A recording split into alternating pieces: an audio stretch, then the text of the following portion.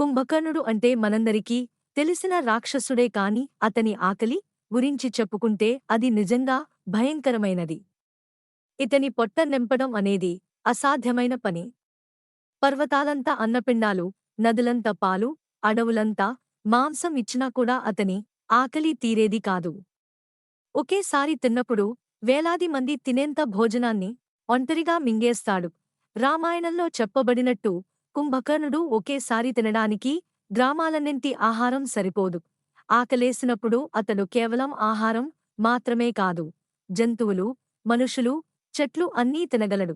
అందుకే అతనిని మేల్కొలపడం రాక్షసులకు కూడా పెద్ద భయం.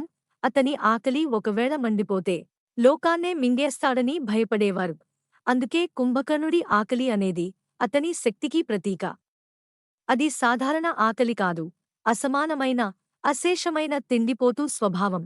మీకు కనుక మా వీడియో నచ్చినట్లు అయితే సబ్స్క్రైబ్ చేయండి.